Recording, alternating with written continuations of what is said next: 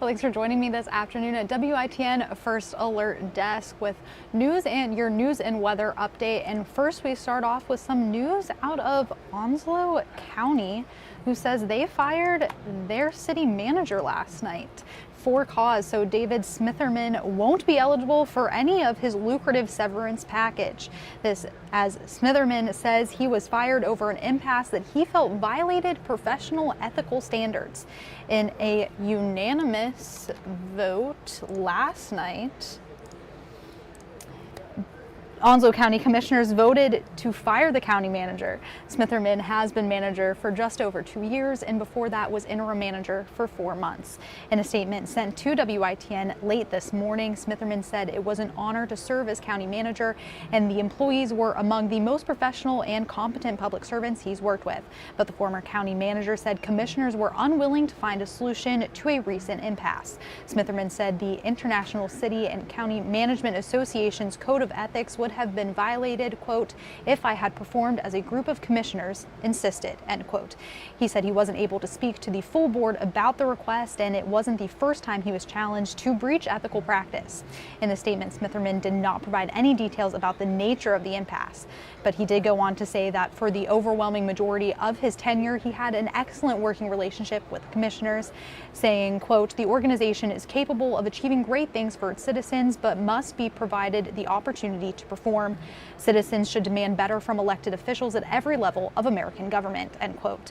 His 4-year contract gave Smitherman an annual salary of $310,280.44. It said if he got forced out, the county would have to pay him until the end of 2028. That amounts to more than $900,000. But this afternoon, the county said Smitherman won't be eligible for any severance because he wasn't willing to perform his duties.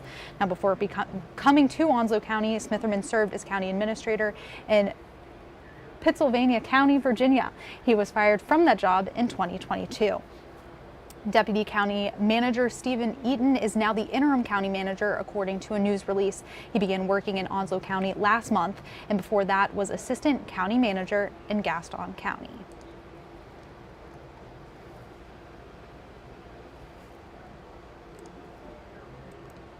And now we're going to go ahead and move over to Jacksonville, who has a new assistant municipal manager of the year.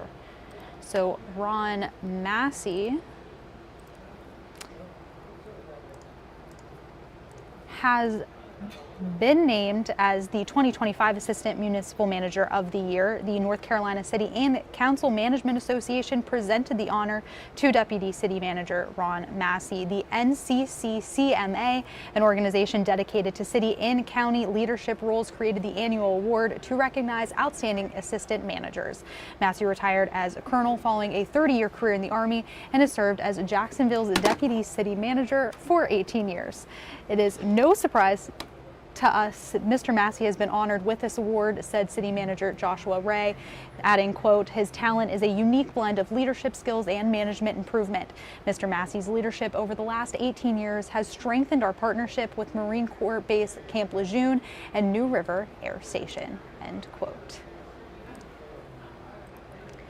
And now we have Charlie Ironmonger joining us with the weather. Got a little weather for you guys. Yeah, we're looking at warming conditions right now. We've, again, seen a lot of change over the past several hours. We woke up earlier this morning to fog throughout eastern North Carolina. Visibilities were down below a mile for the majority of our reporting stations, and that leads to slowdowns on the roadways. Right. We could potentially see that again tonight into tomorrow morning. So for those of you who may be wondering, okay, are we going to have to worry about this again coming up tomorrow morning?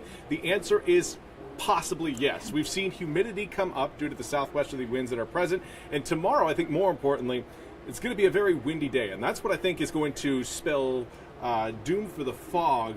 It's not going to be lasting as long if it forms at all. Gotcha. Yeah. Okay. So let's see what we've got outside right now across eastern North Carolina, and yeah, right now 62 degrees along the Neuse River. Beautiful sunny skies, southerly winds at 10 miles an hour.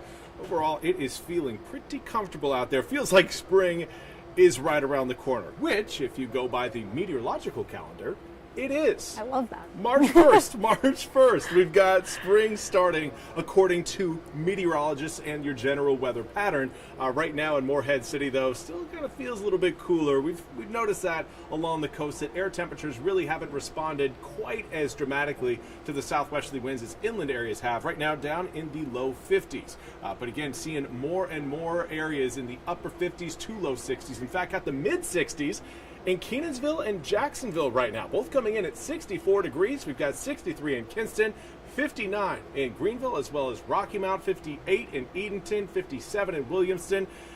But along the coast, still looking at the upper 40s. 47 degrees in Manio, 48 in Hatteras, and again, 51 degrees in Beaufort around the Morehead City area. Now, current winds are blowing in at about 5 to 10 miles an hour and 6 to 12 miles an hour. Pretty normal for this time of year. Now, wind direction obviously has a big impact on your temperature trends. More of a southerly to southwesterly wind means we tend to heat up a little bit more. And as we again make our way through the next several hours, we'll actually start to cool down as we have reached our peak heat of the day. And now cloud cover is set to roll in overnight tonight. But I do want to highlight the fact that winds tomorrow are going to be strong.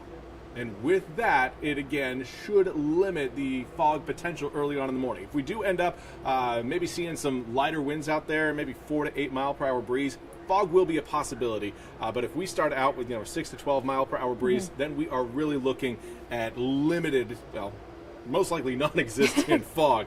And winds, as you can see, are only going to get stronger through the day. Anticipate a 15 to 25 mile an hour sustained wind tomorrow afternoon. And with the cloud cover, we are still looking at air temperatures reaching into the low 70s, which I know doesn't always kind of gel with what you anticipate. Usually it's like, okay, the sunny days are going to be the warm days. Right. Not the case tomorrow. It is going to be mostly cloudy, but take a look at some of these wind speeds. Starting out your day at around 6 to 12 mile per hour winds. That's normal for the afternoon when we reach our peak heat of the day and winds are the most active.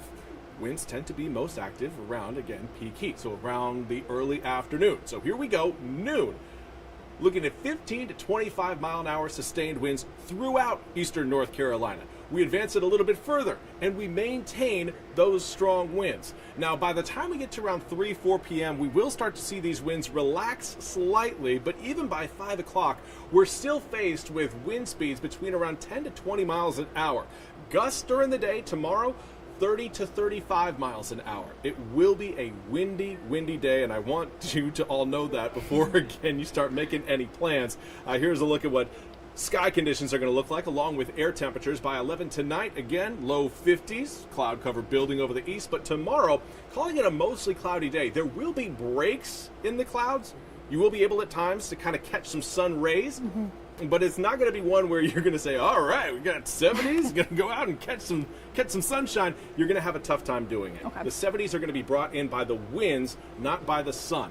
So again, as we make our way through the afternoon, winds are going to be breezy, highs in the low 70s, and then rain showers start to show up in the forecast. These are the first of the drops that will extend all the way from Thursday to Friday, Saturday, and then Sunday, with more substantial rain expected on Saturday night into Sunday morning as a cold front rolls through.